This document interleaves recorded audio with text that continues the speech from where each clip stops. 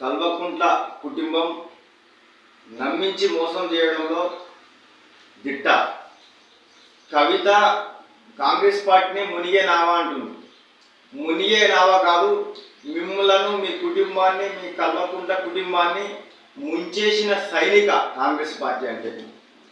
మీ నాన్న మీ కుటుంబం మొత్తం తెలంగాణ రాష్ట్రం ఇస్తే కాంగ్రెస్ పార్టీలో విలీనం చేస్తా అని చెప్పి సోనియా గాంధీ దగ్గరికి వెళ్ళి కాళ్ళు మొక్కి అదే కాంగ్రెస్ పార్టీని మోసం చేసి 10 ఏళ్ళు ముఖ్యమంత్రి చేసి తెలంగాణ రాష్ట్ర ప్రజలకందరికీ ఒక గుండు సున్నలాగా అప్పుల కుప్ప చేసిపోయితే ఆ పాపం మీకు మీ కుటుంబానికి అలా చుట్టుకుంటే నీ వలన నువ్వు చేసిన అవినీతి వలన అక్కడ ఢిల్లీలో ప్రభుత్వం కూడా పోయింది, ఇక్కడ తెలంగాణ నీ ప్రభుత్వం కూడా పోయింది.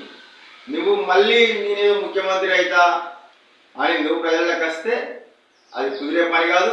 మళ్ళీ కాంగ్రెస్ పార్టీకి రాయబారం పెడితే నేను కాంగ్రెస్ పార్టీలో చేరుతానా, కాంగ్రెస్ పార్టీ మునిగే నావా అంటున్నావు. నువ్వు కాంగ్రెస్ పార్టీలో చేర్చుకోవడానికి కాంగ్రెస్ పార్టీ నాయకత్వం కానీ కార్యకర్తలు కానీ సిద్ధంగా లేరు.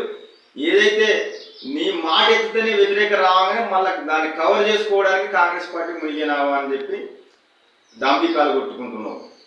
ఎన్ని ప్రయత్నాలు చేసినా మీ కుటుంబం తెలంగాణ రాష్ట్రానికి చేసిన ద్రోహం ఆంధ్రులు కూడా చేయలేదు.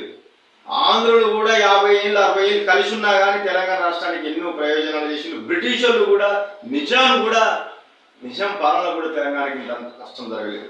మీ కుటుంబం మొత్తం ఎక్కడికక్కడ ఇసుక నుంచి మొదలు పెడితే మద్యం వరకు రియల్ ఎస్టేట్ ప్రతి వ్యవస్థలో మీ యొక్క పాత్ర ఉండి మీరు అందిన కాడికి దోసుకొని తెలంగాణ రాష్ట్రాన్ని ఇలా అప్లమయం చేస్తే తల్లడిల్లిపోతుంది తెలంగాణ తల్లి.